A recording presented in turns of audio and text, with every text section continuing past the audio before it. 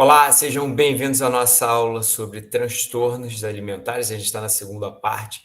Vamos falar hoje sobre transtorno de compulsão alimentar.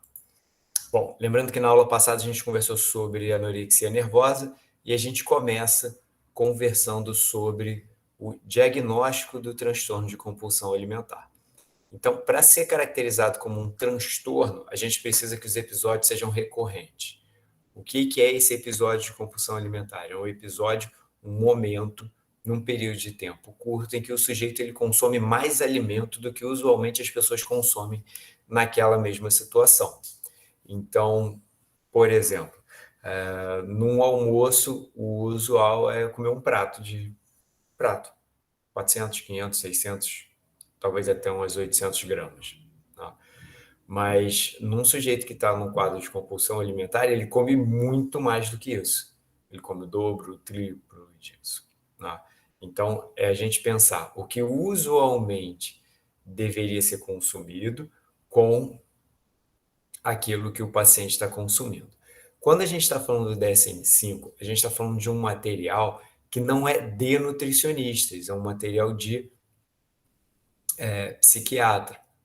Então, esse profissional, ele não tem os conhecimentos de nutrição que a gente tem. Então, a gente pode ampliar esse conceito, tá? Ou seja, melhorar essa definição, trazendo a relação com as necessidades que o paciente tem. O que eu estou querendo dizer com isso? Num determinado momento, você tem uma certa necessidade nutricional, baseado no seu peso, na sua estatura, no seu gasto energético, na sua condição clínica. Ter um episódio de compulsão alimentar significa consumir mais do que você necessita para aquele momento, mais do que o seu controle de fome e saciedade está sinalizando como necessário, mais do que o seu gasto energético naquele período de tempo. Tá? Quando a gente fala do DSM-5, a gente está falando somente relativizando com o resto da população. Só que é difícil relativizar isso. Imagina, por exemplo, a Sofia. Sofia é uma mulher com 21, Um. 21, né? Uma mulher magra que tem uma certa necessidade nutricional. Tá? Então, ela tem uma certa necessidade nutricional ao longo do seu dia. 1.700, 1.800 quilocalorias, talvez. Aí pensa num outro sujeito, pensa num homem com 1,90 m, com 100 quilos, ele tem uma outra necessidade nutricional. Talvez a necessidade nutricional dele beire 3.000, beire 4.000 quilocalorias. Tá? E aí, dependendo do tipo de atividade física que ele faz ao longo do dia. Então, não vou entrar nesse mérito técnico. Mas, por exemplo, um de jejum para a Sofia pode estar na casa de 300 quilocalorias. Um de jejum para esse homem do meu exemplo pode estar na casa de 700, 900 quilocalorias. Então, isso vai implicar num consumo usual de alimentos 3 vezes maior para ele do que para ela.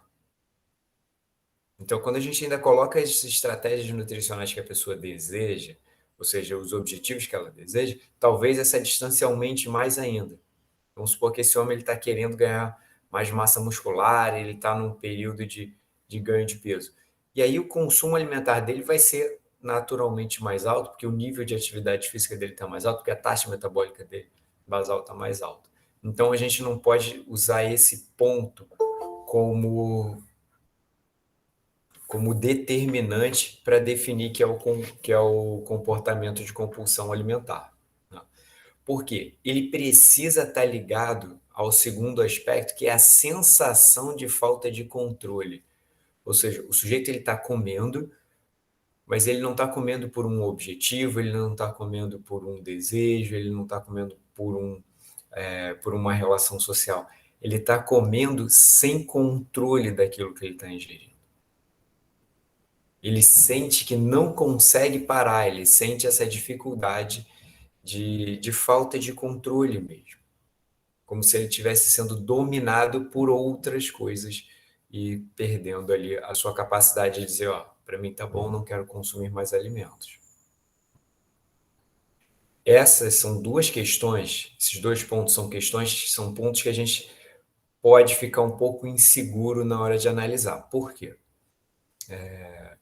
Esse comportamento de consumir mais alimentos do que o necessário ou relativizando com outras pessoas pode ter esse ponto de confusão aí em relação ao gasto, em relação às necessidades nutricionais.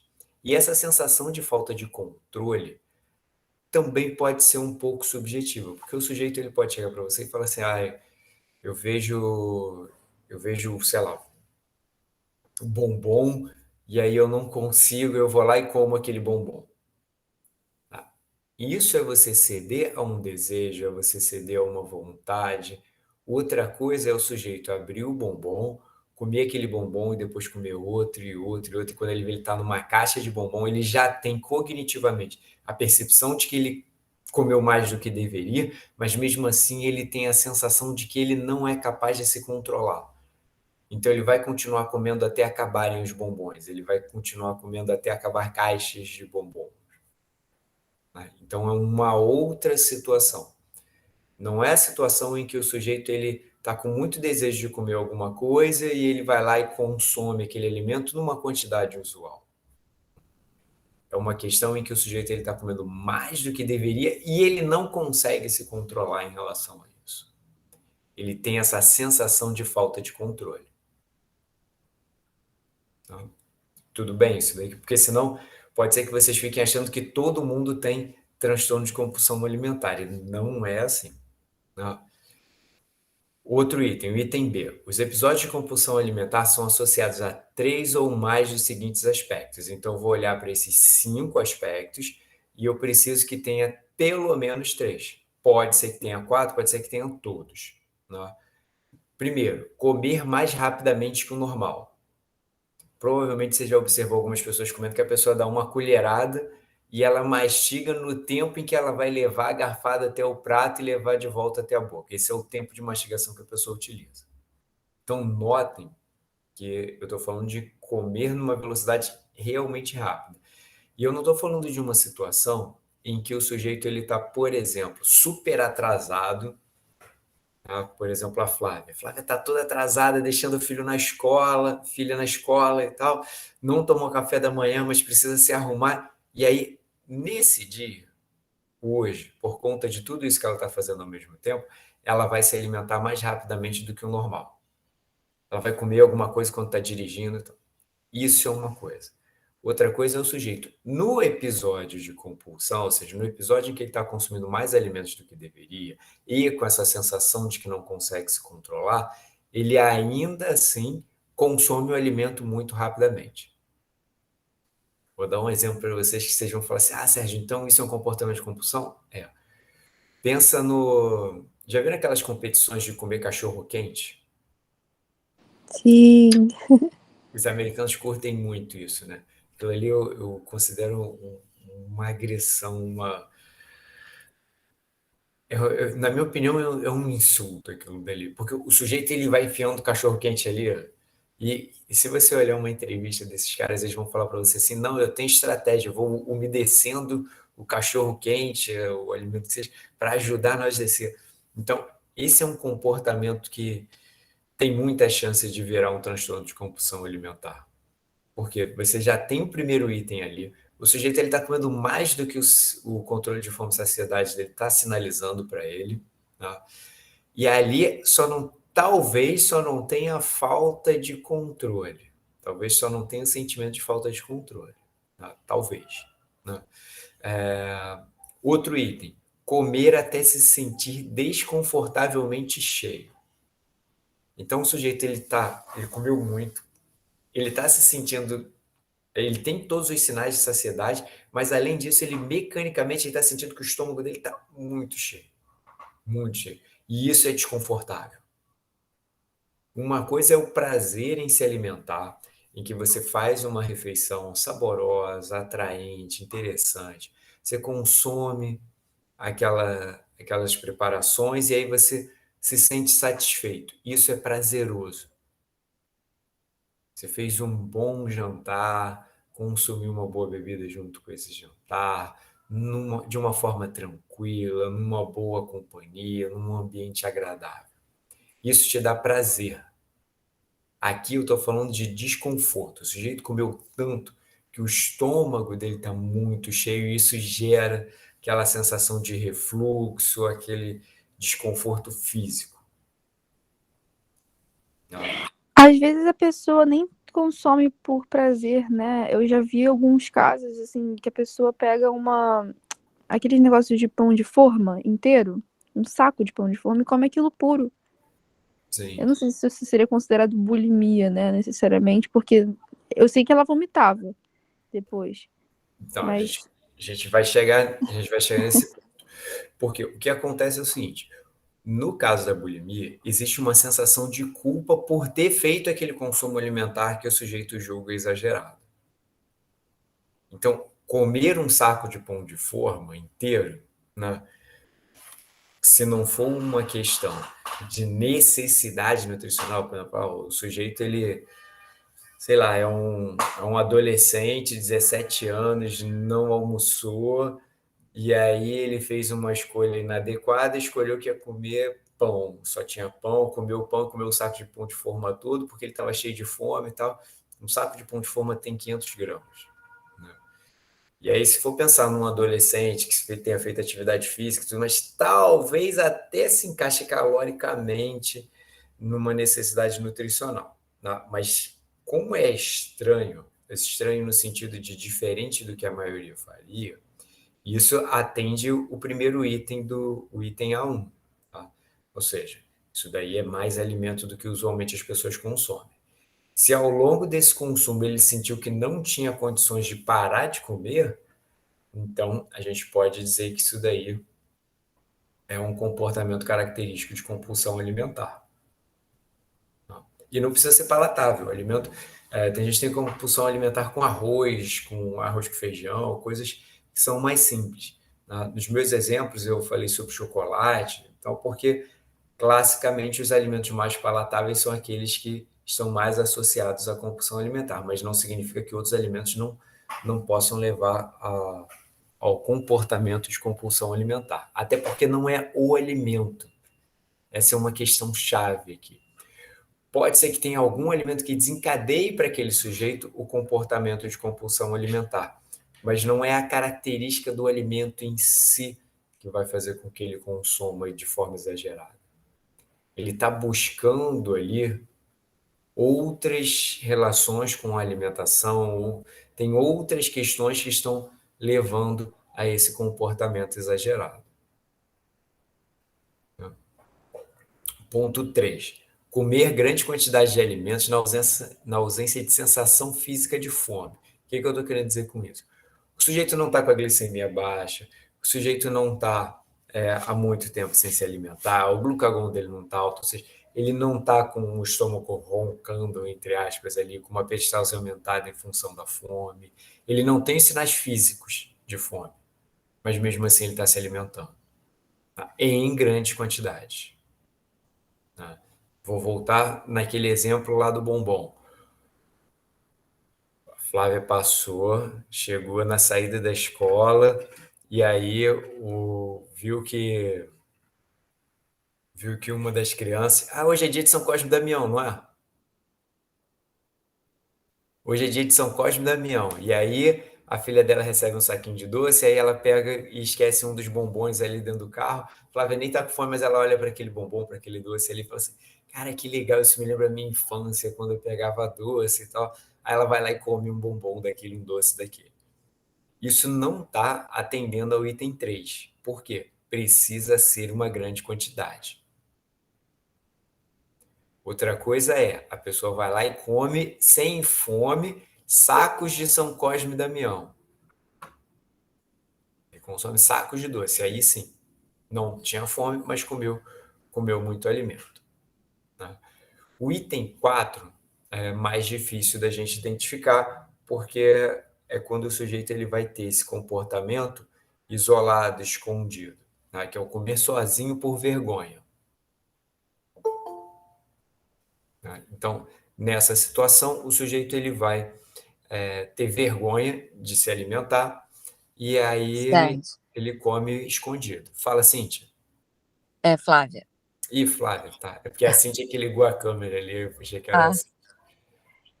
por exemplo, aquela pessoa que come muito porque ela tá distraído. Isso não entraria no caso. Aquela pessoa que comeu muito, tá vendo televisão. Aí come, come, come. Quando vê, tipo assim, "Ih, comi demais, tô passando mal." Ou aquela pessoa que vai no rodízio, come a vida porque tá todo mundo comendo muito. Isso entraria, não? Então, esses são comportamentos característicos, mas não é suficiente para eu definir como o transtorno, porque eu preciso que isso seja recorrente. Mesmo que seja recorrente, aquele adolescente que está todo dia na frente da televisão, come sacos e sacos de biscoito e não está nem prestando atenção no que está comendo. Tá? E acaba comendo muito. Ele tem a sensação de falta de controle? Às vezes Sim. não, ele só está distraído, tipo, tá Então, comendo, não tá prestando atenção no que tá comendo, e acho que a sinalização de saciedade demora, né, eu acho. isso fica prejudicado, porque o córtex ele influencia a atividade do hipotálamo e vice-versa, né? O hipotálamo também influencia o córtex, como a gente viu em outra aula. Se você está com muita fome, por exemplo, você não consegue mais aprender direito, porque aí é o seu hipotálamo interagindo com o seu córtex, impedindo, dificultando as atividades corticais que você tem interesse, né? Então, quando o sujeito está lá, por exemplo, no cinema, está lá no cinema assistindo um filme super legal e tal, com aquele pote de pipoca gigantesco, e ele vai comendo, comendo, comendo, só percebe que acabou de comer quando a pipoca acaba. Ali a gente tem um monte de fatores que estão levando a esse consumo exagerado. O primeiro deles é essa questão que você está apontando do, da distração, a distração levando a uma não percepção do controle de fome e saciedade. Outra questão aí pode estar envolvida com o glutamato monossódico. O glutamato monossódico ele atua especificamente nisso. Ele faz com que você não tenha uma adequada percepção de saciedade, né? Então, Entendi. quando a gente combina esses dois fatores, o sujeito ele pode vir a comer mais do que deveria, tá? Só que a questão aí é se ele tem essa sensação de falta de controle, Entendi. tá? Então, esse é o primeiro item. O segundo é o seguinte: ele provavelmente, ó, vamos analisar os cinco do item B, tá? Os 5 pontos. Ele está comendo mais rapidamente que o normal? Talvez sim, talvez não. No caso de um cinema, provavelmente não. Ele vai comendo, vai assistindo, isso vai ao longo de todo o filme, ou ao longo de uma boa parte do filme, até que ele percebe isso. Comer até se sentir desconfortavelmente cheio, isso pode acontecer. O item 2, sim. Grandes quantidades de alimentos na ausência da sensação física de fome, isso talvez, porque se ele tem comprado essa pipoca porque ele estava com fome e aí foi assistir o filme com fome e começou a comer, isso não é atendido. Mas pode ser que ele tenha comprado a pipoca só por uma questão de hábito social. Ah, não, é legal assistir. Foi ensinado, É, o marketing ensinou pra gente que o legal é você assistir um filme comendo é. pipoca. E às vezes você compra até junto com o ingresso na internet, já compra o combo maior de todos, a pipoca gigante, refrigerante gigante, nem ia comer aquilo. E não é porque o. E quando não é refil, né? Não é porque, Isso. não é porque a pipoca grandona tá barata, não. É porque eles aumentam o preço da menor porção para você achar que a maior tá valendo a pena, né? É, Você vê, às vezes, a diferença de R$ 2, R$ 3, você compra mais um mundo de pipoca. sim. Então, isso tem essa questão do marketing também que a gente vai falar até na próxima aula, né? Comer sozinho por vergonha não está acontecendo. Se sentir desgostoso de si mesmo, deprimido ou muito culpado em seguida, também não. Então, muito provavelmente não vai atingir 3 desses 5, porque os últimos dois, com certeza não, ele está exposto ali ao público, né, no cinema ou na pizzaria, que seja, ele não vai Uhum. se sentir desgostoso, né? E aí tem grande chance de não acontecer, pode não acontecer, o segundo vai acontecer, mas o terceiro talvez não. Então, tem dois talvez nesse nosso exemplo hipotético. Não significa que não é uma situação de atenção para a gente. Tá. Então, o rodízio de pizza, o rodízio de carne, os rodízios, de uma forma em geral, eles são criados para você estar nessa ambiência que favorece um consumo alimentar maior do que você deveria. É que se você for comprar uma pizza, você vai comer, sei lá, 3 fatias e acabou. No rodízio, você come umas 20 e não tá com fome, e vem outra aí, doce que eu esqueci de comer, e vai comendo. Quando Sim. você vê, comeu o mundo. E a gente ainda tem que é uma coisa que eu recorrentemente falo. Normalmente a pizza de rodízio, ela não é tão bem elaborada quanto a pizza à la carte. Às vezes você está no mesmo estabelecimento, você pede uma pizza à la carte, vem uma pizza muito melhor, Sim, muito mais bem preparada ali, com mais recheio e tal, do que a do rodízio. Mas o rodízio tem essa questão social, né, do sujeito comer bastante, e às vezes até uma competição entre os adolescentes ali, ou até mesmo adultos, de sim. comer mais. Como é que era? O nome era. Aí tem um amigo meu que chamava de Olimpizza, né? Mistura de Olimpíada com pizza, nessa competição para ver quem come mais fatias. Né? Bom, o Mas item. Pode falar, fala, Flávio. aí seria só uma questão de uma atenção um pouco maior, mas, né? Aí você acompanha para ver se depois, em outro momento, tem os outras características, né? Isso. Porque, a princípio, quando a gente não tem isso acontecendo de forma recorrente, eu não vou classificar como transtorno. Né? Mas, a princípio, esse é um comportamento que é inadequado do ponto de vista nutricional. Porque, normalmente, esses rodízios não são rodízios de alimentos saudáveis. Aham, Talvez até exista rodízio de salada aí, rodízio vegano e tal. Eu acho pouco provável, eu não conheço nenhum. Talvez alguém saiba de alguma coisa assim. Mas normalmente são alimentos com uma qualidade nutricional bastante questionável, né? Normalmente com muito sódio, normalmente com os aditivos alimentares todos como glutamato, com muita gordura. Porque assim, a gente muitas vezes assim, as pessoas leigas, né, elas sempre associam que o obeso tem compulsão alimentar. Mas então assim, nem sempre o comer em excesso durante muito tempo pode ser caracterizado como compulsão alimentar, né? Ele pode virar obeso sem ter essa compulsão. Sim, e o contrário Uhum. também. A gente pode ter um sujeito magro que tem transtorno de compulsão alimentar. Aham, Ele só compensa isso de alguma outra forma, como, por exemplo, com um excesso de atividade física. Ele faz bastante atividade física para poder comer o quanto que ele deseja ali. E aí aham, ele fica equilibrado. Ou é só uma questão temporal, né? Ele ainda não chegou num sobrepeso ou numa obesidade. Né? aham. É um Tá bom. comportamento que muito provavelmente tende a levá-lo a um excesso de peso, a um desequilíbrio do estado nutricional. Né? Vou fazer até uma analogia com o que a gente viu na aula passada. Na anorexia nervosa está bem descrito o baixo peso. O sujeito ele pode ter anorexia nervosa e ainda não está abaixo do IMC de 18,5, mas é só uma questão temporal. Né? E foi aquilo que a gente conversou antes. Eu não Entendi. vou esperar ele entrar no baixo peso para fazer o diagnóstico de anorexia nervosa e começar a intervenção nutricional, intervenção geral, né? Não só da nutrição, mas também de outros profissionais, com esse paciente. É a mesma coisa aqui. Eu não vou esperar ele ter uma dislipidemia, eu não vou esperar ele ter uma obesidade para eu fazer uma intervenção. Né? Entendi. Obrigada. Tá. Vamos lá. Comer-se sozinho por vergonha do quanto está comendo. E esse item 4 a gente associa muito com acordar no meio da madrugada para se alimentar, o momento em que todos os demais familiares estão dormindo, o sujeito vai lá, levanta e come uma grande quantidade de alimentos ali sozinho e escondido. Né? Na outra aula, a gente até conversou um pouco sobre isso, há 2 aulas atrás, sobre a questão da corporalidade. Né? Para o homem é socialmente bem visto esse exagero no consumo alimentar. Está ligado socialmente a uma virilidade, a uma masculinidade.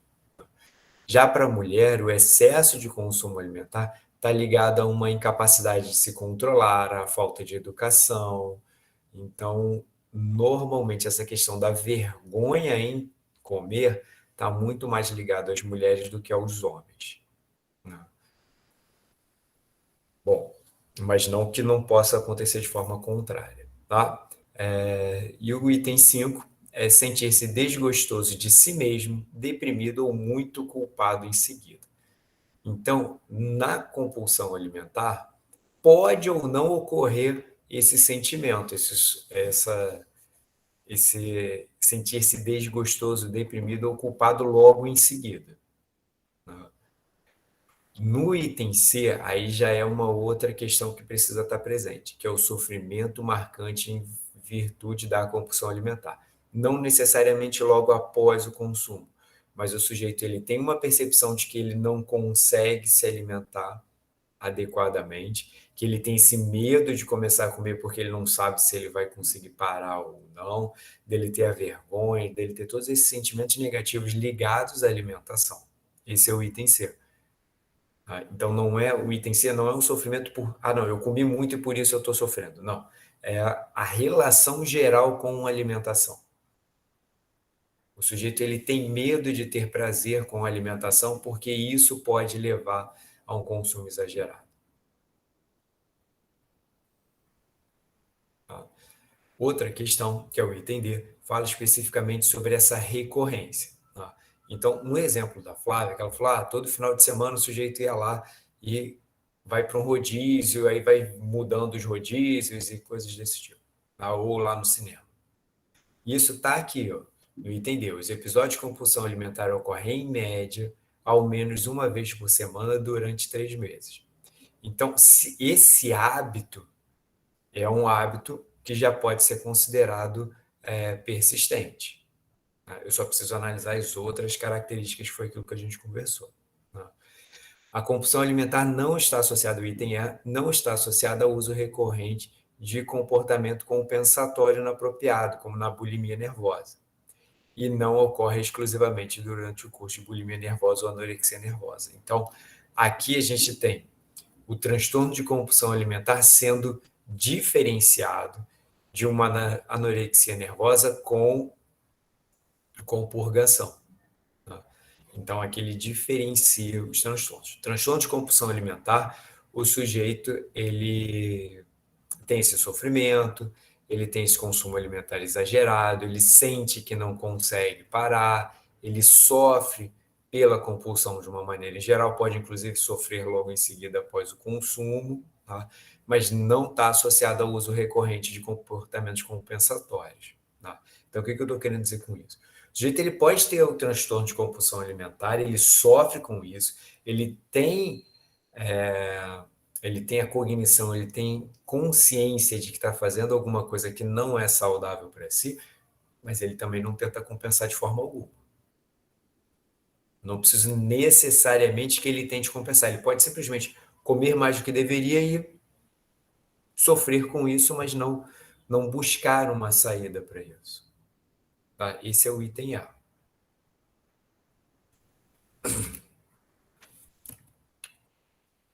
Então, da mesma forma que na anorexia a gente tem a remissão parcial e a remissão completa.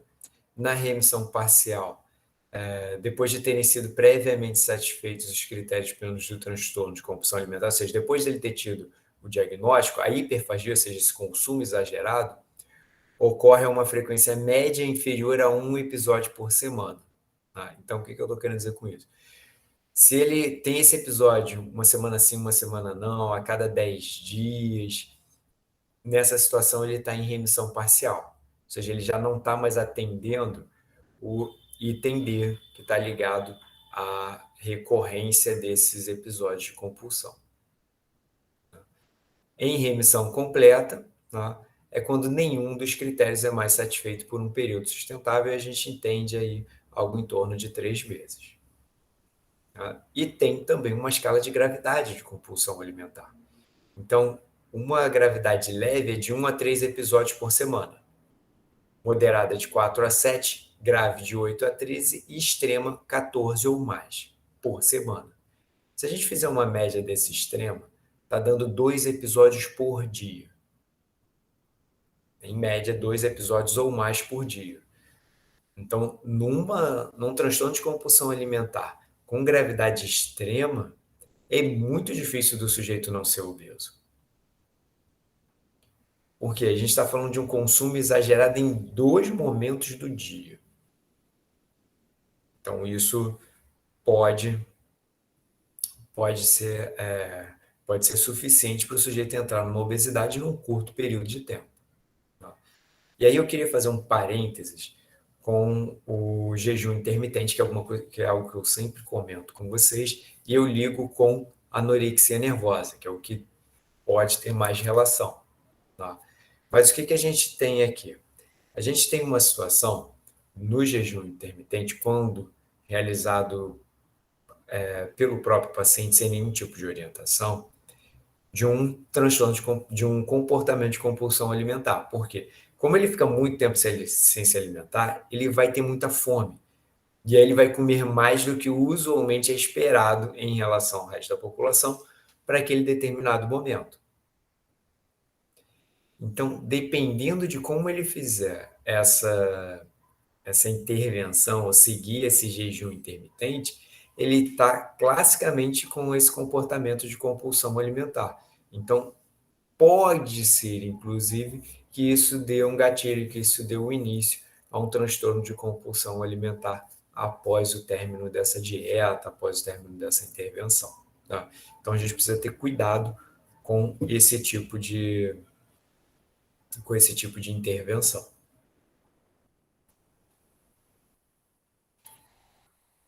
Bom, pontos de atenção que eu preciso ter em relação à compulsão alimentar. Pequenos lanches repetidamente ao longo do dia não é evento compulsivo. O que eu estou querendo dizer com isso? O sujeito passa o dia todo beliscando, vai lá, come um biscoito, vai lá, come um... Passa o dia todo beliscando, o dia todo mesmo. Ou, por exemplo, ele chega num ambiente de trabalho e tem lá café e biscoito amanteigado. Aí toda hora ele vai lá e come um biscoitinho, volta, senta, trabalha, vai lá, pega um biscoito, volta. Isso não é considerado um comportamento de compulsão alimentar, característico de compulsão alimentar, porque a gente precisa de uma janela temporal relativamente pequena para esse grande consumo alimentar. Não significa que seja um comportamento saudável, que seja um comportamento interessante para o paciente, porque normalmente a gente está falando de um alimento mais palatável, talvez com uma proporção de nutrientes que não é adequado para ele. A compulsão, ela pode ser planejada, escondida ou interrompida. O que eu estou querendo dizer com isso? No exemplo da Flávia lá do rodízio, por exemplo, o sujeito ele planeja, sexta-feira eu vou no rodízio, vou comer pra caramba. Então ele está planejando essa compulsão alimentar. Isso aí está dentro de um planejamento dele. Essa compulsão ela pode ser escondida ou não, né? Ou seja, esse paciente ele pode ter vergonha ou não daquilo, e ela pode ser interrompida. O que eu estou querendo dizer com isso? Imagina essa jovem que no meio da madrugada acordou, levantou, foi à cozinha e começou a se alimentar. Está naquele quadro clássico da compulsão alimentar no meio da noite, comendo uma grande quantidade de alimentos, em sofrimento, com dificuldade de parar, e aí ela ouve alguém acordar, algum barulho na casa, e o que ela faz?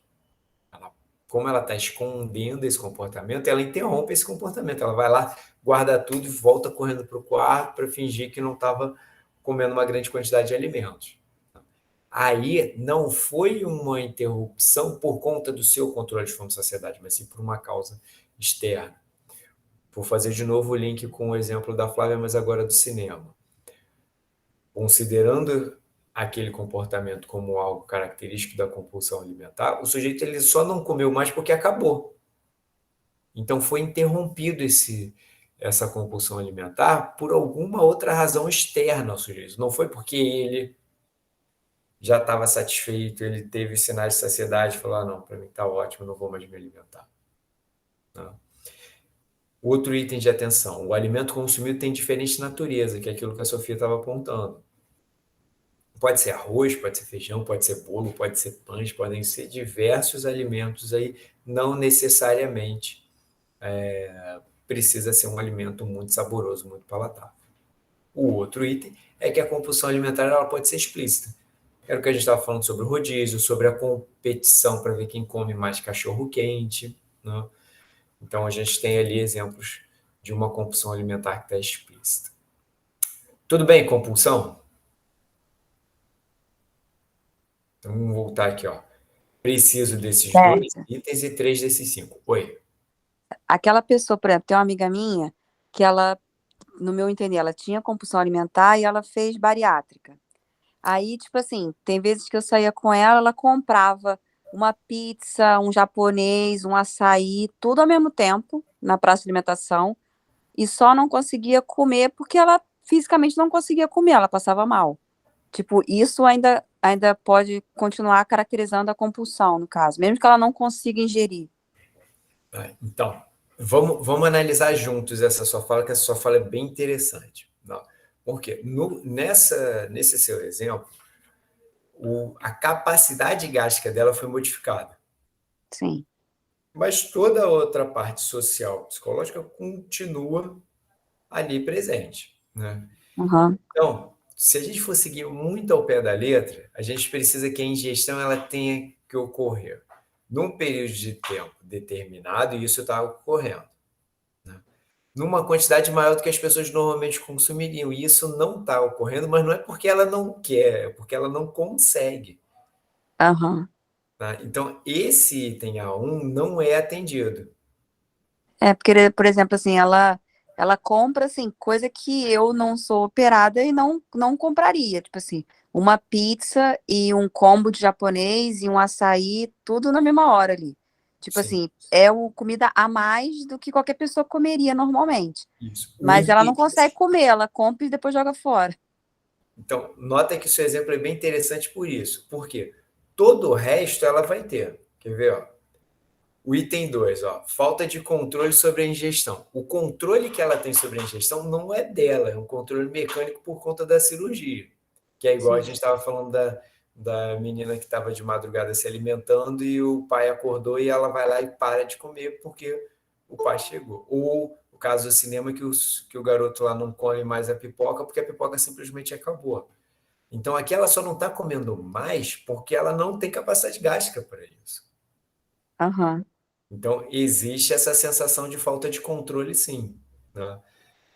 Pode ocorrer o comer mais rapidamente que o normal, pode, o item 2 provavelmente acontece, né, que ela comer até se sentir desconfortavelmente cheia. A questão é que ela vai se sim. sentir desconfortavelmente cheia com um volume menor. Às vezes passa mal, tem que sair correndo pro banheiro, vomita, mas assim, vomita não porque ela queira, porque ela não aguentou e passou mal mesmo, assim, já aconteceu de ficar entalada. Simplesmente porque não deu. Foi a questão mecânica ali que provocou esse vômito, né? Sim, Então, comer grande quantidade na ausência de sensação física de fome, talvez exista também, sim. né? Comer sozinho ou por vergonha, isso aí eu não sei, mas Não, pelo que você está relatando, não, né? não era programado mesmo. Ah, eu vou sair porque eu quero comer. Era bem assim. Sim. Talvez até ocorra outros momentos de um consumo alimentar exagerado, só que ela não expressa isso. Sim, Talvez ela expresse esse momento explícito ali no shopping e tal, mas não os outros momentos que ocorrem normalmente em casa, normalmente à noite. O item 5, se sentir desgostoso de si mesmo, deprimido ou muito culpado em seguida, né? Isso tem uma boa probabilidade de acontecer. Por sim, exemplo, às vezes sim. até vomitou e está se sentindo mal, se sentindo culpada por isso, né? É, às vezes ela fala, ah, não precisava ter comprado isso tudo, por que que eu fui comer isso, comprar isso, não sei o quê. Ela não se sente bem, não. Então, existe praticamente o item A completo, atende o item B, o item C, que é o sofrimento, de uma forma geral, pelo que você está falando, provavelmente existe, né? O item D também, que é a frequência, né? E o item E, com certeza, porque pode ou não existir o comportamento compensatório, que é bem característico da bulimia nervosa, né? Então, pelo que você está me falando, ela não seria diagnosticada com um transtorno somente por uma questão física de não conseguir comer mais do que as pessoas usualmente consomem. Mas do ponto de vista psicológico, ela precisa exatamente do mesmo tipo de intervenção que é um sujeito que tem o transtorno de compulsão alimentar. Porque Entendi, mas não pode dizer que ela tem transtorno só porque ela não consegue comer, né? assim, se eu for seguir ao pé da letra o que está no DSM-5, eu vou dizer que não tem transtorno. Entendi. Só que ela não tem porque o estômago dela foi, em parte, seccionado, Aham. Professor, né? Mas professor, foi. eu queria fazer só um adendo aí. Achei bem interessante isso que ela colocou. Eu não sei se a colega dela agora ela está, de repente, só comprando comida ou comprando outras coisas, porque a compulsão ela se desloca, né? Sim. Você desloca de uma coisa para outra. Então, se ela já não consegue comer, de repente ela consegue comprar comida, né? Ou comprar outras coisas. Você já vê um deslocamento para de repente comprar demais, né? Ter compulsão à compra, porque, enfim, é assim que acontece mesmo. Só um minutinho que tocou aqui o meu interfone. Tá, ok. Flávia, faça sua observação sobre a fala da Fernanda.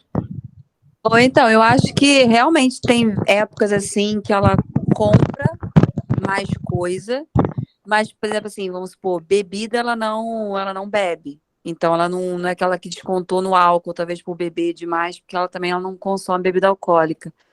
E outras coisas de jogo, essas coisas também não. Mas acho que comprar, sim, ou sair Consumo muito, geral. tipo assim, querer gastar para poder passear, sair muito, assim, mesmo sem poder gastar. Então, nesse sentido, sim. Talvez para compensar realmente, porque todo programa que ela fazia, ela tinha que comer. Era sempre associada à comida, sempre. E agora, como ela tem essa não pode tanto, mas engraçado que mesmo operada, tem vezes que ela come mais do que eu. Então, não que eu coma demais, mas ela come mais do que eu como, assim. Tem vezes que ela consegue comer, tem vezes que não. Então, exatamente isso. O estômago ele vai se distendendo. Sim. A capacidade gástrica ela vai aumentando progressivamente conforme você vai estimulando. Você vai distendendo, distendendo, distendendo. Uma hora ele vai cedendo e você passa a ter uma capacidade maior. Tanto é que o sujeito, às vezes, ele sai do pós-cirúrgico com uma capacidade gástrica de 40, 50, quando você vê, está numa capacidade gástrica dentro do usual, né? Ela já consegue consumir bem mais do que ela consumia. Já deve ter acho que uns 3, 4 anos que ela operou. Não é recente, não. Mas tem vezes que ela come um pouquinho e passa mal, assim. Então ainda é meio, Ainda tem o meio efeito da loteria. cirurgia bem expressivo, né? Sim, ainda tem. Mas interessante esse debate. O que a Fernanda está colocando é algo que eu ia falar em seguida, né?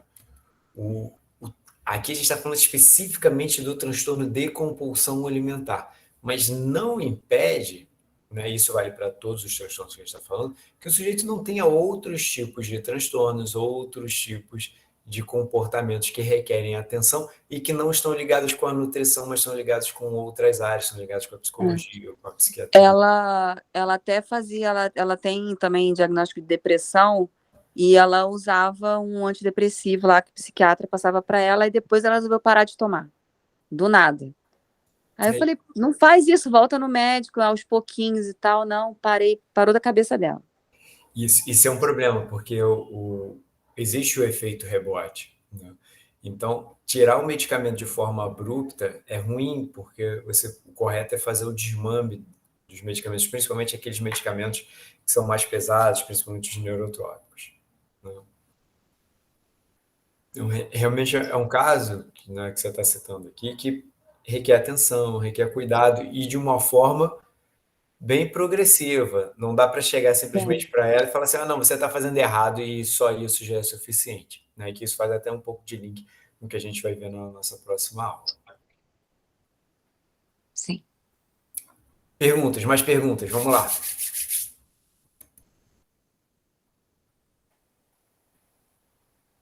Vamos passar agora para bulimia nervosa. Então, da mesma forma que a gente fez com as outras, vamos pontuar e destrinchar direitinho quais são os itens, os critérios de diagnóstico. Então, vamos lá. Primeiro, episódio recorrente de compulsão alimentar. Então, eu preciso que o sujeito ele tenha um comportamento, um consumo alimentar exagerado, tá? E aí ele caracteriza de novo o que é esse comportamento de compulsão, ingestão por um período de tempo determinado, numa quantidade maior do que usualmente as pessoas consomem. E a sensação de falta de controle. Então, isso aí a gente já viu lá na compulsão alimentar. Não necessariamente o sujeito que tem compulsão alimentar vai ter bulimia. Não, ele pode não ter. E é o que a gente vai ver em seguida. Item B, comportamentos compensatórios inapropriados recorrentes a fim de impedir o ganho de peso. E aí, vômito, laxante, diurético, medicamento, jejum e exercício em excesso. Notem que no DSM-5 já entra aí o exercício físico em excesso. E isso é interessante, por quê? Às vezes o sujeito ele não tem percepção, ele não tem consciência de que ele pode ter um transtorno alimentar. Vamos pensar no fisiculturista clássico, aquele fisiculturista clássico que ele passa por um período de bulking, depois de cutting, ou seja, ele vem no momento em que ele consome muito alimento, às vezes mais do que ele deveria consumir, e aí ele busca sempre com atividade física, ele vai modulando a atividade física para atingir um determinado perfil de composição corporal.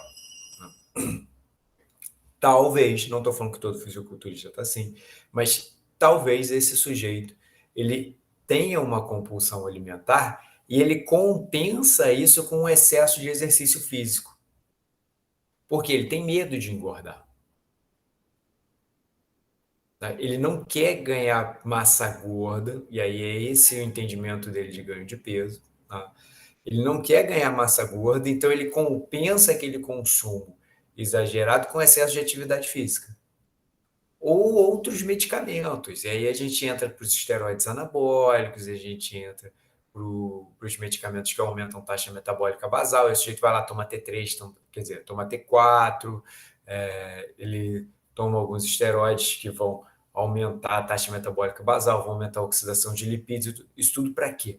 Para tentar compensar, tá? Exatamente o termo é esse, para compensar aquele consumo alimentar que é considerado exagerado. Então, cuidado aqui, porque não só para não fazer um diagnóstico ou para levar, para você sair da aula de hoje achando que todo mundo que faz muita atividade física porque tem bulimia, tá? Não é essa a relação que eu estou colocando. Eu estou colocando para vocês que é possível o sujeito ter um comportamento compensatório, ou seja, ele consome o alimento e ele tem essa sensação de que fez um consumo maior do que deveria e, portanto, ele vai lá e compensa isso com exercício físico. Tá? Então, como é que funciona isso? O sujeito ele comeu mais do que ele acredita que deveria ter consumido, né? Ou que usualmente é consumido pelas pessoas. E aí, para compensar isso, pensando da seguinte maneira, pô, eu comi mais do que eu deveria, o que eu vou fazer? Vou compensar isso de alguma maneira. Vou vomitar, vou tomar laxante, diurético, vou tomar algum outro medicamento, vou tomar um termogênico, vou fazer jejum, ou seja, comi muito agora, então vou ficar várias e várias horas sem se alimentar. Ou vou fazer exercício físico em excesso para poder compensar isso. Esse exercício físico em excesso, ele normalmente está caracterizado por um exercício extra, além do que ele usualmente faz. Por exemplo, o sujeito todo dia ele vai para a academia lá no final do dia. Vai para a academia de noite, faz o treino dele. Ou pela manhã, não importa. Essa é a rotina dele. E aí, num determinado dia da semana, ele foi lá e consumiu mais alimentos do que ele acredita que deveria ter consumido. E aí, o que ele faz? Ele coloca mais uma carga de treinamento, mais uma sessão, ou ele simplesmente vai fazer um outro exercício físico ali logo após o consumo para tentar compensar isso daí. Aquele sujeito que comeu mais do que deveria num sábado ou num domingo, era um dia em que normalmente ele não iria treinar, não iria fazer nenhum tipo de exercício físico, e ele vai para tentar compensar aquele consumo que ele acreditou que seria exagerado. Tudo bem esse item? Estou destacando o exercício físico porque todos os outros eles são muito clássicos, né? Que é você vomitar, tomar laxante, diurético. Bom, vamos para o item C. A compulsão alimentar e os comportamentos compensatórios inapropriados ocorrem, em média, no mínimo, uma vez por semana durante 3 meses. Então, de novo, aquele ponto de 3 meses e uma semana. Ou seja, a cada semana ele tem esse comportamento pelo menos uma vez durante uma janela de 3 meses. Né? Item C. A compulsão alimentar e os comportamentos... Ah, tá, isso eu já li. Item D. A autoavaliação é indevidamente influenciada pela forma e pelo peso corporais. Então, aí a gente já tem algo similar à anorexia. O sujeito ele tem um pouco de dificuldade de se perceber como ele realmente é, ou seja, a sua autoavaliação ela é influenciada pela forma e pelo peso. Então ele tem ali uma certa distorção do que ele é e de como ele se vê. E o item é a perturbação não ocorre exclusivamente durante episódios de anorexia nervosa. Então, o que eu estou querendo colocar aqui? O sujeito ele não tem anorexia nervosa com purgação. Então, ele pode ter a bulimia nervosa. Perguntas. Vamos analisar com calma? Como a gente está sempre fazendo, colocando algum exemplo, vou criar um exemplo aqui com vocês. Imagina um estudante de nutrição, tá? Que ele sabe o quanto que ele precisa consumir de energia, ele sabe qual é a sua demanda nutricional. E ele tem a sua rotina, com treino, com as refeições e tudo mais. Para ele ser diagnosticado com bulimia nervosa, primeiro ele tem que ter compulsão alimentar. Ele precisa ter esse consumo alimentar exagerado de forma recorrente dentro daqueles critérios que a gente já viu anteriormente. Só que, além disso, existe uma sensação de sofrimento que leva ele a tentar compensar isso tudo para não ganhar peso. E aí ele vai, por exemplo, manipular a alimentação dele nas refeições posteriores, chegando próximo ao jejum. Ele pode, inclusive, combinar questões. Ele pode comer menos, fazer exercício físico e tomar laxantes ou diuréticos. E aqui não precisa ser necessariamente um medicamento, tá? É um detalhe importante aqui para a gente. Como eu estou falando de um estudante de nutrição, talvez essa estudante ela conheça suficientemente os alimentos a ponto de escolher alimentos que naturalmente são desabsortivos, como, por exemplo, aí vai comer muita ameixa, muito mamão, muita fibra. Aí vai tomar aqueles chás que são diuréticos. Para quê? Para tentar impedir esse ganho de peso. No cenário aqui do estudante de nutrição, ele nem vai tomar o diurético porque ele sabe que o diurético vai só desidratar e não vai mexer com a massa gorda. Mas ele vai buscar alimentos termogênicos, alimentos ricos em fibras e alimentos que são desabsortivos. Estimulam demais a peristalse, como o exemplo que eu dei sobre a ameixa. E aí, combinado a isso, ele vai comer menos alimentos e fazer o excesso de exercício físico ou vai colocar uma nova sessão de atividade física. A questão aqui é que tudo isso é feito em resposta a um sentimento de sofrimento pelo consumo que ele acreditou ser exagerado. O que eu estou querendo dizer com isso? O consumo, por exemplo, de um mamão papaya com farelo de trigo ou uma sessão extra de musculação, uma aula de spinning. O sujeito vai lá e faz uma aula de spinning que normalmente ele não faz. Né? Isso, do ponto de vista geral, quando eu descontextualizo, isso pode parecer normal. O que eu estou querendo dizer com isso? Que para uma pessoa que não está entendendo todo o cenário e não tem a sensibilidade sobre o que ele está sentindo em função do determinado consumo alimentar, isso vai passar desapercebido como uma bulimia. Então, notem que aqui eu estou tirando um pouco do DSM-5 e estou colocando a coisa de uma forma um pouco mais específica para a nutrição e um pouco mais sofisticada também. Que é para a gente tentar identificar, às vezes, pessoas que estão ali borderline, estão ali no limite entre será que sim ou será que não. Para isso eu preciso fazer uma análise um pouco mais completa. E mesmo que não esteja, mesmo que você chegue à conclusão que não, a pessoa não tem bulimia. Não tem bulimia porque, por exemplo, esse evento acontece numa frequência menor do que aquilo que está no DSM-5, ou seja, não é pelo menos uma vez por semana, numa frequência menor que isso, ou porque não está acontecendo ainda há 3 meses. Não.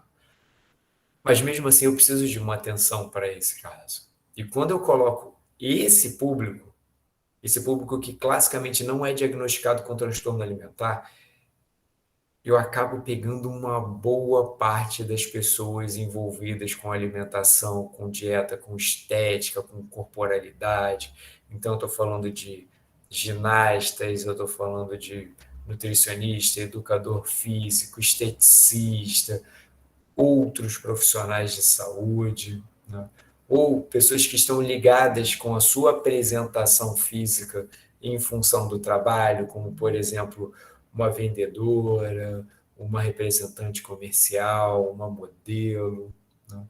E aí, às vezes, ela não tem o transtorno em si, diagnosticado pelo DSM-5, mas ela tem uma série de comportamentos que ficam muito próximos desse transtorno, então significa que ela precisa de uma atenção, ela precisa de um cuidado. Essa pessoa ela precisa ser atendida não com o rótulo, com o estereótipo do você tem transtorno alimentar, mas sim com o acolhimento, com o cuidado, com atenção àquilo que está fazendo ela ter felicidade, aquilo que está fazendo com que ela tenha motivação nas suas atividades do dia. Tá? Então, percebem aqui que eu estou saindo um pouco do DSM-5. Tá? E aí, galera, como é que vocês escutam isso tudo aí? Não é para você, nesse momento, pensar assim, ai meu Deus do céu, eu estou com transtorno alimentar e tal. Talvez até tenha, talvez não. Mas só o fato de você estar me ouvindo e entendendo as diversas características que compõem o transtorno e quais são as motivações para determinados comportamentos, isso talvez já leve a alguma reflexão e pelo menos te ajude de alguma maneira.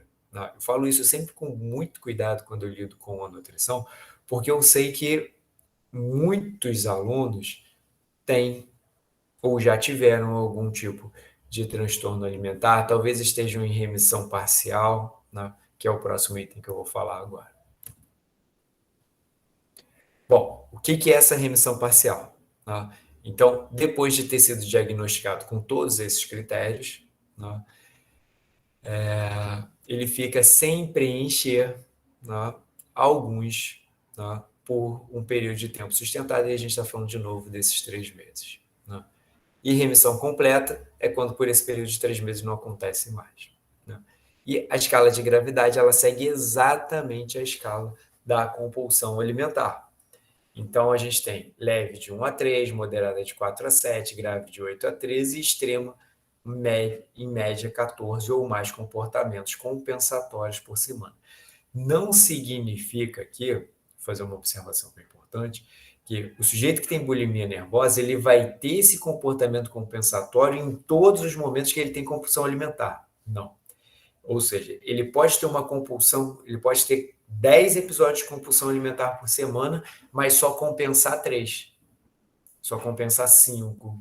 Então, não precisa necessariamente que todo comportamento de compulsão seja seguido de um comportamento compensatório característico da bulimia nervosa. Tá? Então, o sujeito ele pode, inclusive, transitar, né? Ele pode parar com a bulimia nervosa, mas manter-se em compulsão alimentar. O que eu estou querendo dizer com isso? Ele come mais do que deveria, tem o sofrimento, tem todas aquelas características que a gente já viu da compulsão alimentar, só que ele não compensa. Ele não busca nenhum comportamento compensatório. E aí, como ele não está compensando, ele está saindo da bulimia nervosa, mas ele está se mantendo na compulsão alimentar. Agora, o contrário não é possível. O sujeito ele não pode ter bulimia nervosa sem ter o comportamento de compulsão alimentar.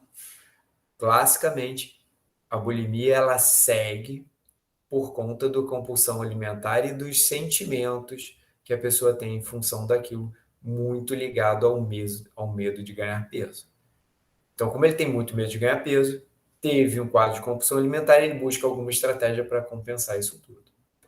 E aí, nesse momento, eu preciso fazer um outro parêntese e ligar com a realidade de boa parte, provavelmente boa parte de vocês ou de pessoas que vocês conhecem. Não.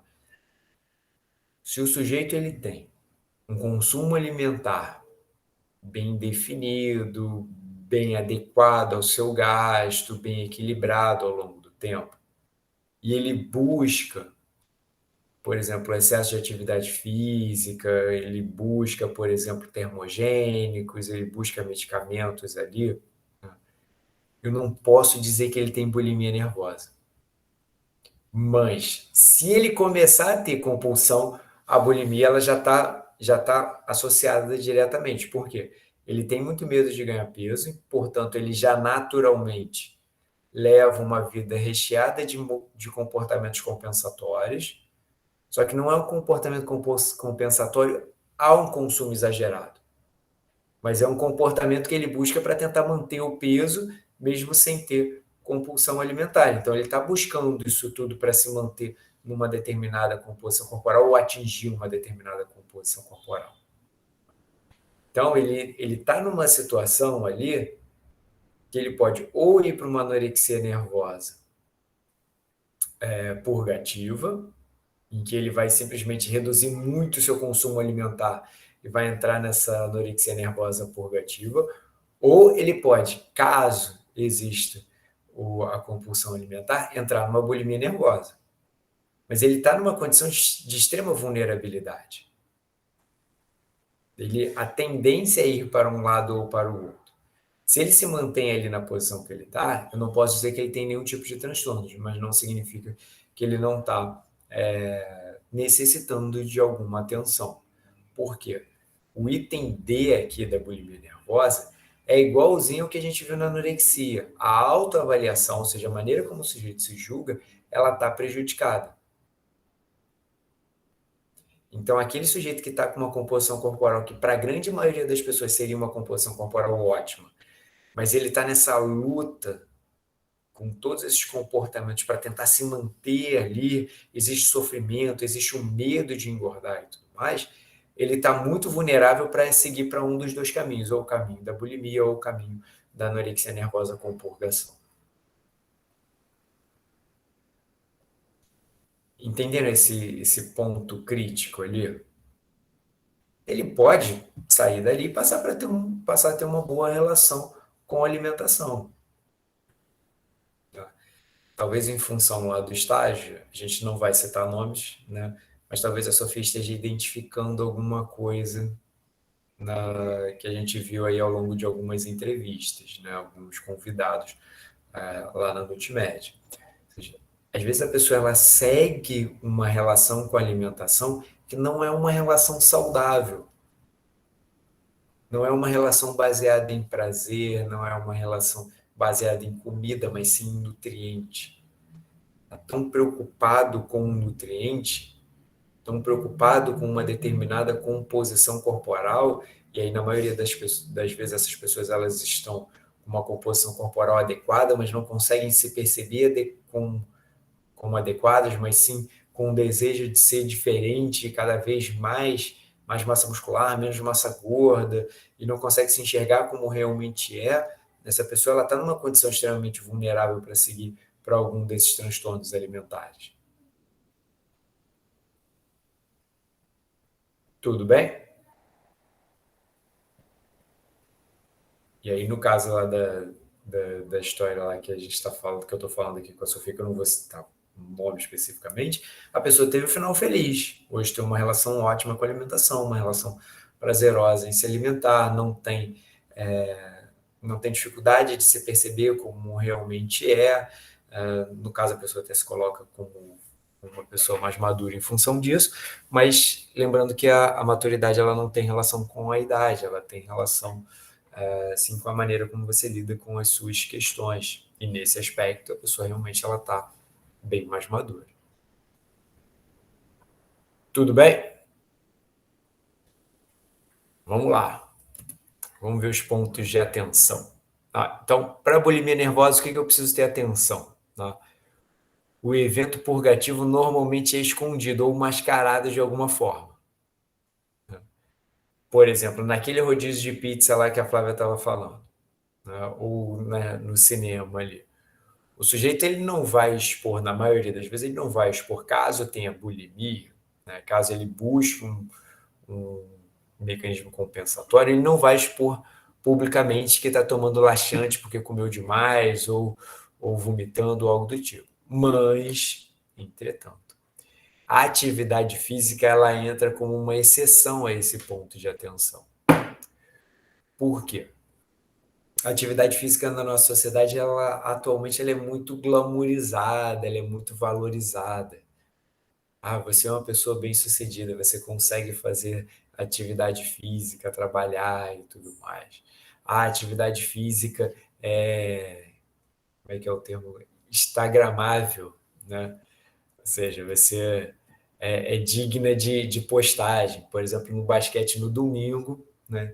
Tinha um cara que jogou um pouquinho e aí depois ele ficou com a namorada tirando foto em determinadas poses ali com a bola de basquete, com um pão de açúcar no fundo e tal. A galera zoou ele pra caramba, mas notem o glamour que tem a atividade física. Então, tem gente que tem na atividade física um mecanismo compensatório de um consumo alimentar exagerado, e isso não é escondido, pelo contrário, isso é público, isso é postado, isso é divulgado, né? Inclusive como uma forma da pessoa mostrar que ela tem autocontrole, que ela tem ali uma boa motivação.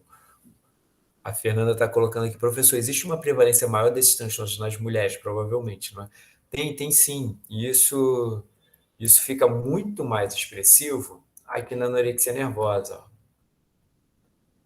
Ó. A proporção chega aqui de 10:1, ou seja, 10 vezes mais frequente em mulheres do que em homens. Né? E isso vale para desportistas e não desportistas. E isso é simples de entender, Fernanda. As mulheres elas sofrem muito mais com as pressões sociais relacionadas com a sua estética. Fala, Professor, Fernanda. professor, há um tempo atrás, numa aula que eu tive, há muitos anos atrás, de psicanálise, o Juan Davinásio, ele falava muito dessa questão da anorexia, e ele pontuou uma coisa muito interessante que tem a ver com o Édipo, né? Como é que a menina passou por esse Édipo, aquela fase lá, enfim, lá atrás, dos 4 anos, e ele disse, na teoria dele, ele vê a anorexia como se fosse uma negação da feminilidade, uma negação do corpo feminino ligado à mulher, né? E que é uma tendência a manter os traços corporais infantis. Isso ficou na minha cabeça tantos anos, e nos casos que eu peguei por aí de anorexia dentro da psicologia, eu conseguia reparar que isso era uma constante, era uma tentativa de entrar numa negação desses seios, desse quadril, né, do bumbum, das coxas, na mulher. E era muito claro que isso era muito mais prevalente nas meninas, nas mulheres, do que nos homens. É impressionante. E aí é isso, só um adendo sobre a anorexia, que é alguma coisa bastante, né, assustadora, né? Sim. Nesse Até sentido. o, Enfim, é isso. É só pontuar essa questão aí do nazi que eu achei bem interessante aí nas minhas andanças. só vou explicar para a galera o que é o complexo de Édipo. É interessante. O complexo de Édipo ele está dentro da psicanálise, né? É a maneira como a figura do pai, não necessariamente do homem, mas a figura do pai, ela é colocada para a criança, para esse jovem que está se desenvolvendo pela figura materna, né? Então, eu estou falando de figuras e não necessariamente de pessoas, né? Então, não significa necessariamente que é a mulher mostrando a figura do pai, né? E a figura do pai, né, ela tem como papel ali, como responsabilidade, mostrar que a mãe, né, que é a figura materna, ela tem outros gozos, ela tem outros prazeres que não é somente a criança. Então já força essa ruptura da relação da mãe com a criança, né? Eu estou colocando de uma forma bem simples aí para a galera entender, né? E segundo a psicanálise, a maneira como essas relações lá no início são colocadas, né, que é o complexo de Édipo, isso vai levar a repercussões dos desejos, do comportamento do sujeito na vida adulta, né? Então, quando a figura paterna ela não é colocada, ou ela é colocada de uma forma inadequada, você pode ir para extremos, você pode ir para psicose, e você pode ir também para o narcisismo. Então, tem uma série de repercussões para a maneira como essa figura paterna é colocada e apresentada pela figura materna, né? Então, tem gente que tem realmente dificuldade de lidar, olhando do ponto de vista da psicanálise, com esse desenvolvimento, que é o que a Fernanda está colocando aqui. Então, o que diferencia uma menina de uma mulher é a silhueta feminina ali, do ponto de vista físico, né? E essa silhueta ela é obtida por meio da adiposidade. Então, é a mama que cresce por conta da gordura, é a questão do quadril, dos glúteos, e ali a gente tem um crescimento de massa gorda. E quando essa menina ela não come, ela come menos do que deveria, a expressão desse corpo feminino fica atenuada. E aí ela fica, como a Fernanda está colocando, de uma forma mais infantil, né? Então, isso pode ser um dos motivos, e aí essa mulher, né, essa adolescente, ela tem dificuldade de se enxergar como ela realmente é, e ela busca cada vez um corpo mais magro, e pelo que a Fernanda está colocando, em alguns casos, isso ocorre porque ela, de verdade, no fundo, o seu desejo interno, que está vindo lá do id e tal, é de que ela não quer sair dessa posição infantil. Então, não é que ela quer ser uma mulher mais atraente, pelo contrário, ela não quer ser uma mulher mais atraente, ela quer ser cuidada, ela quer se manter na posição infantil com as suas benesses da infância, né? E provavelmente, aí entra a psicologia muito forte, para tentar identificar como é que eram essas relações com a figura da mãe, com a figura do pai, como que isso foi apresentado, como que ela pode, hoje, já adolescente ou até mesmo no início da vida adulta, lidar com essas questões que são questões lá da sua infância. Abusos também, tem muita coisa que pode levar a essas distorções, né? E é engraçado que quando a gente, que é o tema dessas duas aulas, né? Quando a gente olha para o DSM-5, né? A gente está olhando de um ponto de vista muito direcionado, muito engessado, né? Que eu estou tentando ampliar esse olhar aí para a nutrição, mas a gente pode ampliar também para outras áreas, né? Então, em momento algum no DSM-5, você vai ver questões com uma subjetividade tão alta assim, né? Então, a gente vê, ó, o peso é abaixo de 18,5, ou tem tantos episódios de compulsão por semana no período de 3 meses, ou existe a compensação com vômito, Então, a gente tem o diagnóstico em si da psiquiatria muito mais padronizado do que, às vezes, o paciente precisa de cuidado, né? E, às vezes, o paciente ele precisa de muito mais cuidado do que está padronizado ali pelo DSM-5, porque, às vezes, ele fica de fora do diagnóstico, né?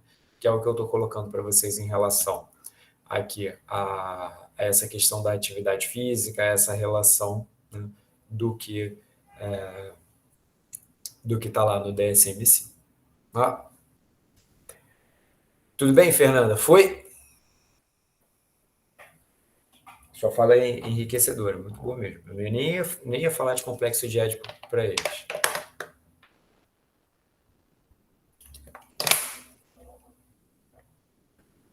De neuroses e psicoses. Bom, então, vamos lá. As estratégias. Bom, outra questão que a gente precisa ter com clareza aqui é a diferenciação de anorexia nervosa purgativa e bulimia nervosa. Ó, na anorexia nervosa purgativa, o padrão do sujeito é não comer para não ganhar peso. Isso é o que está lá atrás. O padrão da anorexia nervosa é não querer comer. Quando come mais do que ele acredita que deveria comer, ele tem a estratégia purgativa, que é igualzinho da bulimia. Aí faz jejum, laxante, vômito, isso tudo, tá? Na bulimia, não. O sujeito come. e ele tem a compulsão alimentar, e por conta do sofrimento da compulsão alimentar, ele vem com essas estratégias compensatórias. Então, é diferente, a rotina do sujeito é diferente. O sujeito que tem bulimia nervosa, ele pode, por exemplo, passar a maior parte do tempo, principalmente quando está exposto socialmente, comendo de forma usual. E aí, quando tem a compulsão alimentar, ele compensa isso. Não necessariamente em todos os eventos de compensação, não necessariamente em todos os eventos de compulsão alimentar, mas sim em alguns momentos após a compulsão, ele vai lá e tem essa estratégia de compensação. Já no caso da anorexia nervosa purgativa, o padrão, o default do sujeito é ele comer menos. Ele come pouco, com medo de engordar.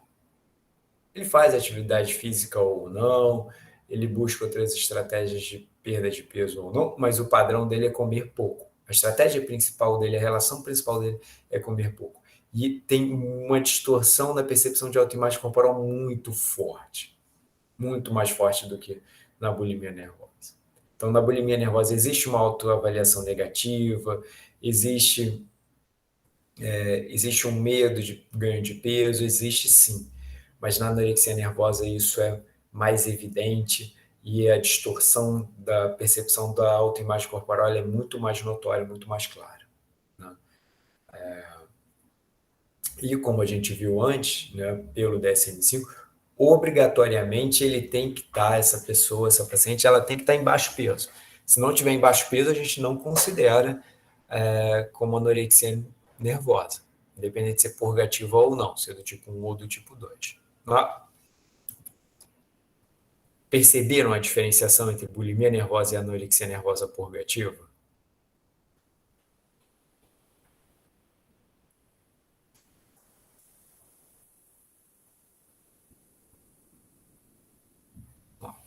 Vamos lá. Vamos seguir. Bom, outros pontos de atenção. Irregularidade menstrual ou amenorreia ocorrem com frequência em mulheres com bulimia nervosa.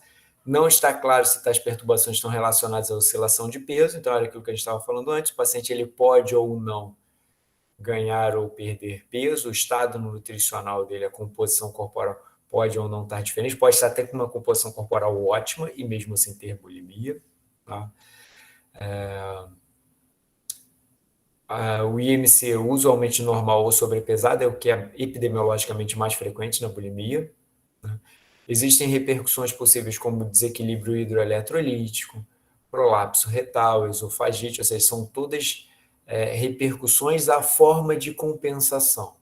Então, o sujeito está vomitando demais, ele pode ter um desequilíbrio hidroeletrolítico. Ele está provocando muita diarreia, ele pode ter um prolapso retal. Ele está vomitando demais, isso pode provocar uma esofagite. Então, a gente tem essas repercussões físicas. Né? Existem repercussões que podem ser repercussões sociais, né? Antes de eu ir para a incidência. Né?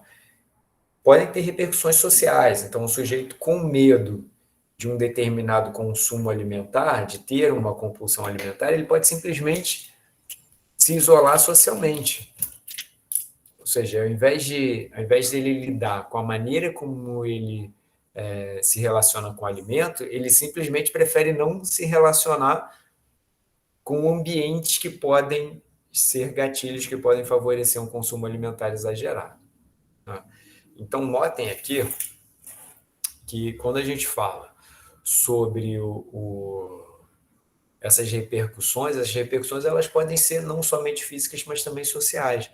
O sujeito, por exemplo, não vou para a festa porque lá tem alimentos que eu vou acabar comendo demais. Né? Um ponto que a gente não tratou, que a gente não lidou aqui, foi com a bebida alcoólica. Né? E essa compulsão alimentar ela pode ocorrer com bebida alcoólica também.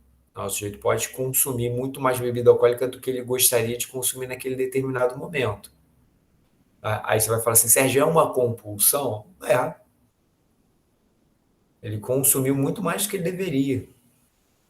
E aí pode estar gerando uma série de repercussões negativas para ele do ponto de vista físico e tal. Mas para ser considerado bulimia nervosa, ele precisa tentar compensar isso de alguma forma.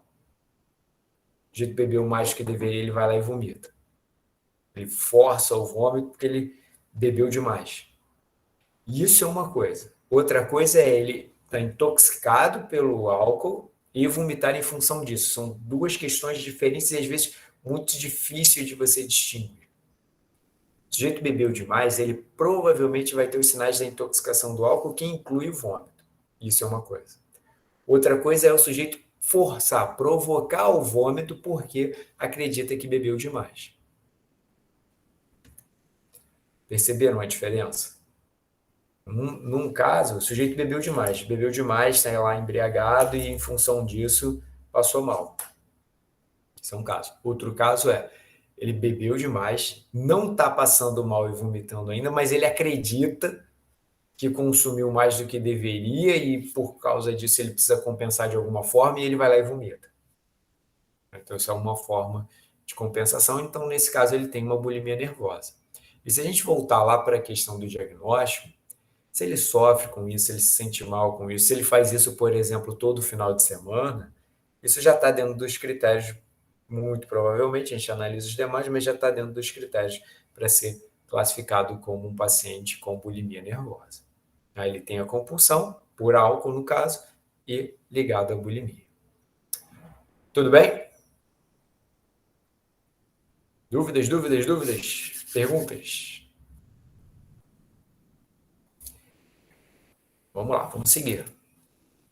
Então, ó, prevalência de 1 a 1,5% em jovens mulheres. Aí eu estou falando de final de adolescência e início da vida adulta. Né?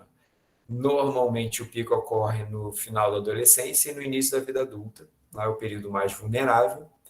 E, ou seja, da mesma forma que em outros transtornos, como a gente viu na anorexia, é difícil uma pessoa na vida adulta, lá com seus 40 anos de idade, começar a ter bulimia. Normalmente começa, o transtorno alimentar começa ali metade para o final da adolescência, início da vida adulta.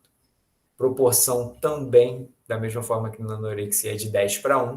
Né? Então, tem muito mais mulheres com transtornos alimentares do que homens. Né? E essa explicação está muito ligada à questão social, como a gente já conversou antes. Desenvolvimento e curso. O primeiro evento de compulsão alimentar ocorre usualmente durante ou depois de uma dieta para perda de peso. Que é aquela questão que normalmente a gente vê as pessoas falando por aí, é melhor você comer um pedacinho de chocolate sempre no seu dia a dia do que ficar meses ou semanas sem comer o chocolate e, de repente, quando você comer o chocolate, você vai comer um mundo de chocolate. Então, essa é uma questão que é importante para a gente. Por quê? Quando a gente fala, de novo, voltando, lá naquela dieta, na dieta, por exemplo, de jejum intermitente ou em qualquer outro tipo de dieta, a gente pode ter aí o start para essa pessoa começar com a compulsão alimentar. E aí, da compulsão, partir para a bulimia com aquele sentimento de sofrimento pelo consumo e compensado de alguma maneira. Né? Eventos estressantes podem servir como gatilho. Tem gente que tem compulsão alimentar associado a algum estresse. Chega a semana de provas, come demais, chega em algum momento e come mais do que deveria. Está muito estressado e aí come muito. Pode ocorrer de forma intermitente ao longo da vida. Então, o sujeito ele pode ter bulimia lá na adolescência, depois voltar a ter com seus 25 anos, depois voltar com os 30, e isso ocorrer de forma intermitente na vida, dependendo da maneira como ele está lidando com as suas questões, dependendo da maneira como ele está... dependendo de como está a sua saúde mental, né? Vou colocar dessa maneira.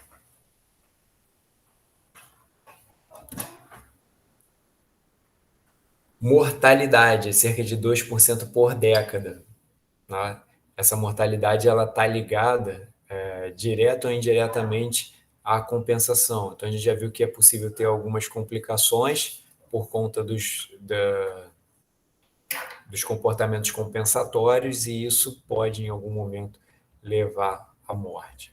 Né? E aí a gente precisa pensar também em uma questão que é bem delicada e que não faz parte da disciplina, mas é importante, que é a questão do suicídio.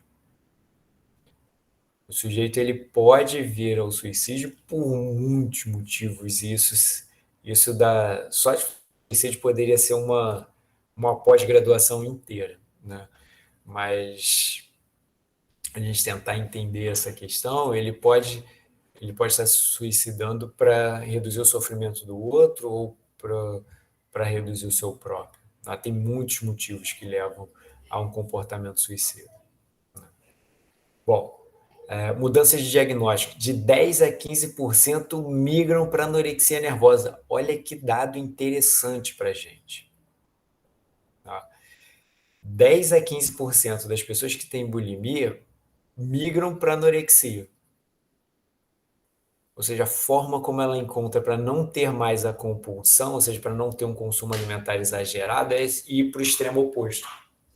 Então, ela sai de um lugar que ela está comendo muito para um lugar que ela está se privando de comer. Por quê? Pode ser que uma questão compensatória, um comportamento compensatório do consumo exagerado, seja o jejum. E aí, quando ele para de ter a compulsão alimentar e fica só com o jejum, ele está na anorexia. Então, por isso que existe essa relação de 10 a 15% de migração de um para o outro. E também é possível o contrário. O sujeito vai lá, tem bulimia, tem compulsão, tem anorexia, ele vai oscilando entre os transtornos. Fatores de risco. Preocupação com peso. Na verdade, preocupação com peso é um fator de risco para todos os transtornos alimentares. Baixa autoestima, sintomas depressivos, transtornos de ansiedade social e transtornos de ansiedade excessiva da infância. Então, fazendo até um link com o que a Fernanda colocou, aquilo que estava acontecendo lá na infância, dependendo de como foi trabalhado, dependendo de como foi essa adolescência, isso pode aumentar o risco da bulimia nervosa. Pode aumentar o risco dos transtornos de um modo em geral.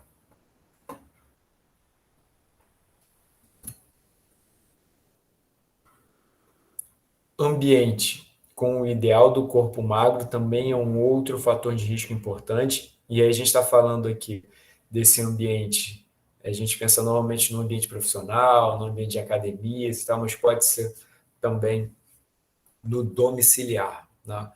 Então, são aqueles pais extremamente preocupados, extremamente opressivos com o corpo, e normalmente são mais opressivos com o corpo da menina do que do menino.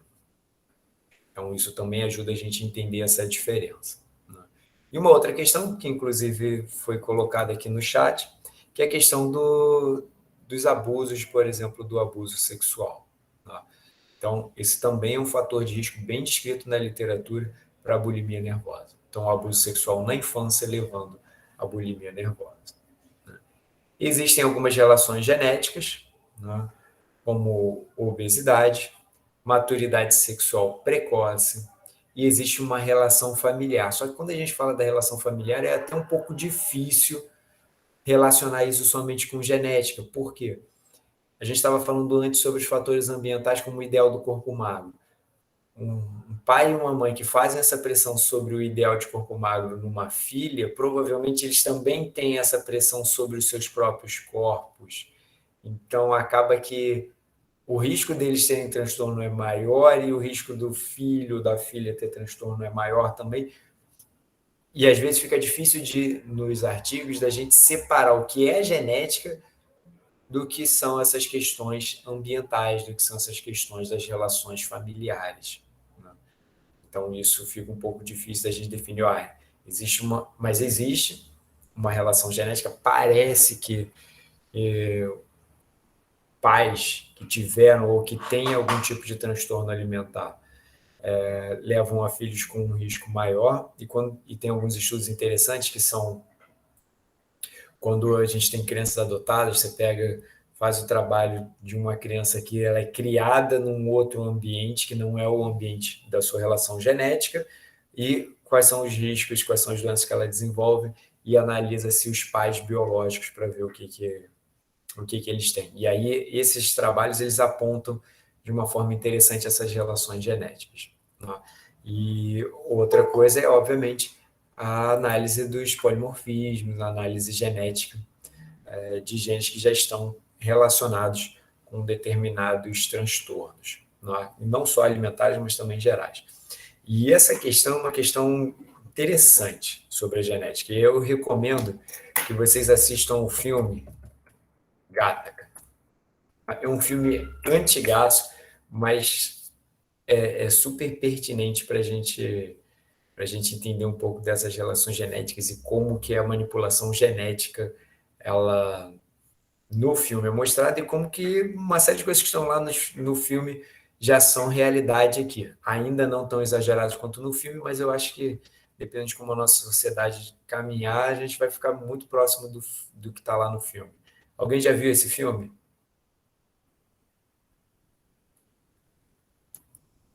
O filme é antigão, se bobear é do século passado. Vou jogar aqui no Google aqui, ó.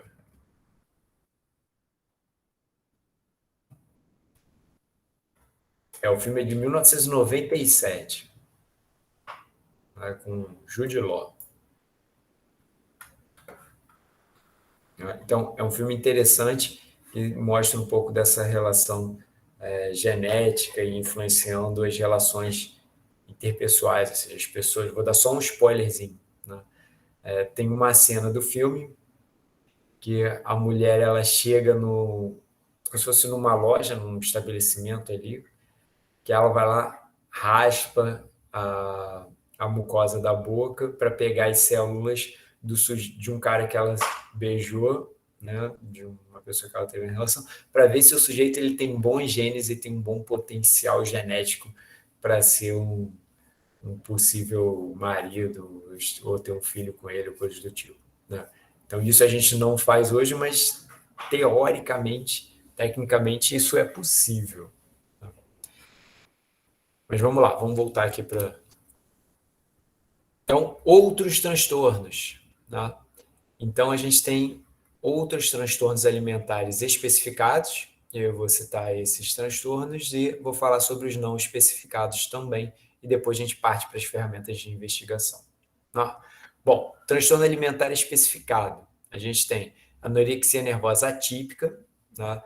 Que todos os critérios de anorexia são preenchidos, exceto, né, apesar da perda significativa, o indivíduo está dentro ou acima da faixa do normal, que é aquela anorexia nervosa que a gente já veio conversando antes, que é classificada como anorexia nervosa atípica, ou seja, o sujeito só não tem a perda de peso expressiva, mas ele está caminhando para aquilo. Tá? Tem a bulimia nervosa de baixa frequência ou de duração limitada. Então, todos os critérios da bulimia são atendidos, exceto que a compulsão alimentar ou comportamentos compensatórios indevidos ocorrem em média menos de uma vez por semana ou por um período inferior aos 3 meses. Então, é aquele caso em que ele não atende à temporalidade da bulimia. Ou seja, ele tem a cada 10, 20 dias um episódio, não está numa frequência suficiente para ser classificado como bulimia nervosa, mas entra como um transtorno alimentar especificado, que é da bulimia nervosa de baixa frequência. Tá? A mesma coisa existe em relação à compulsão alimentar de baixa frequência. Tá? Ocorre com menos de uma vez por semana ou por menos de 3 meses.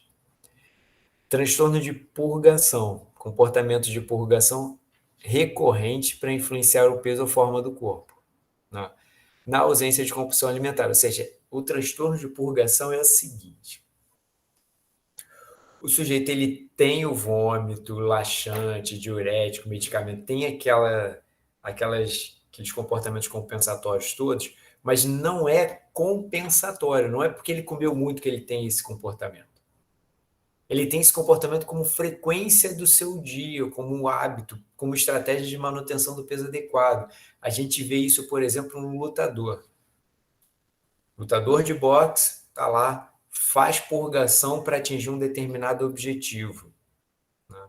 Então, ele tem ali um transtorno alimentar de purgação, tá? Só que ele não está ligado à anorexia e não está ligado à compulsão alimentar. Ele não tem compulsão alimentar, ele não tem anorexia, mas ele faz a estratégia de purgação como uma estratégia nutricional para perda de peso ou para manutenção do peso, né?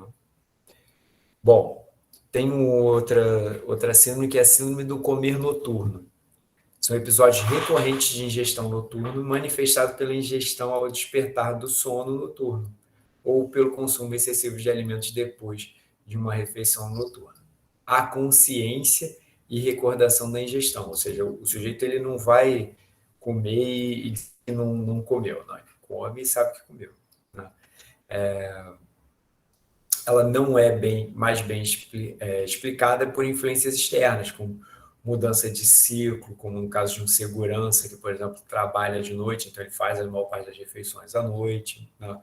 Ou por normas sociais locais. A ingestão noturna causa sofrimento significativo e ou prejuízo no funcionamento. O padrão desordenado de ingestão não é mais bem explicado por outros transtornos. Então, ele não tem a compulsão alimentar escondida à noite. Ele simplesmente tem um hábito de comer alimentos à noite de uma forma normal ou excessiva após o despertar, que não está dentro de uma compulsão alimentar. Então, é só o hábito desse consumo. Não está ligado com todo o pacote da compulsão alimentar. Então, ele não tem aquele sofrimento, ele não atinge aqueles 5 itens que a gente viu anteriormente. Tá? Bom, e existem os transtornos alimentares não especificados. Tá? Então, o não especificado são comportamentos que causam sofrimento clinicamente significativo, prejuízo funcional, fisiológico, tá? Mas que ele não se encaixa especificamente em nenhum dos outros que a gente viu. Então, a gente tem ali um transtorno alimentar não especificado, né?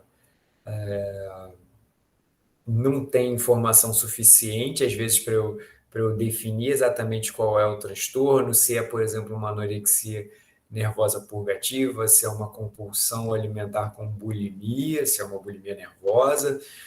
Não dá para saber exatamente, está faltando informação, tem alguma coisa entra como transtorno alimentar não especificado. Mas existe, sim, notoriamente, um sofrimento, uma angústia ligada à alimentação.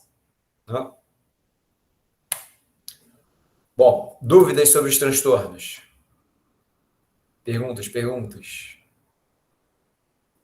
Vamos lá, vamos para a investigação. Ferramentas de investigação. Não vou ler tudo, vou só citar algumas. O EAT, eu já mostrei para vocês, é um questionário, né? Tem o EAT 26, tem o EAT 12, o EAT 26 é o que normalmente eu utilizo, e ele mostra comportamentos alimentares anormais, indicando um risco aumentado para anorexia nervosa ou bulimia nervosa. Então, é um questionário que é auto-aplicado para adultos e adolescentes. Né? Então, é um questionário interessante e avalia o risco de. Notem que eu não estou apresentando nenhuma ferramenta de investigação que é de uso exclusivo do psicólogo. Tá? Isso é importante. Tá? Existem alguns testes psicológicos, que são ferramentas de avaliação psicológica, que são de uso exclusivo do psicólogo. Tá? Aqui, os testes que eu estou apresentando são testes, tá? Que não são de uso exclusivo. Normalmente, são testes, são ferramentas, são instrumentos utilizados em pesquisas científicas também por profissionais de outras áreas que não psicólogo. Tá? Então, não significa que o psicólogo não possa usar esses testes, esses instrumentos, mas não é de uso exclusivo. Né? A maioria são questionários, né? E eles estão ligados, né, para a gente, como nutrição, a uma investigação do risco aumentado do transtorno. Né? Então, se vocês me perguntarem assim, Sérgio, quais são os questionários, quais são as ferramentas que eu devo utilizar? Eu recomendo que vocês utilizem os que já têm versões brasileiras validadas. Tá? Então, a gente tem aqui, por exemplo, o EAT, que é o que eu recomendo de verdade para vocês. Né? Mas existem ferramentas para as outras questões. Então, aqui, o rastreamento, que é o nosso objetivo. Né? A gente quer só fazer o rastreamento de transtorno. A gente não vai fazer o diagnóstico. Tá? Então, a maior parte das ferramentas de diagnóstico, eles inclui entrevistas que não devem ser feitas por nutricionistas, né? Então, o nosso objetivo está ali, investigar como é que está a relação do sujeito com a alimentação, como é que está o risco do transtorno alimentar. Esse é o papel, mas na situação de pesquisa existem vários outros, inclusive com direcionamentos mais específicos, como psicopatologia geral, adequação social, controle sobre o comportamento, você identifica como que o sujeito ele controla o seu próprio comportamento. E com isso, a gente fecha transtornos alimentares da ótica da luz da psiquiatria. Dúvidas, perguntas? Já vou entrar já na próxima aula. Vamos lá, perguntas, comentários, questões sobre os transtornos.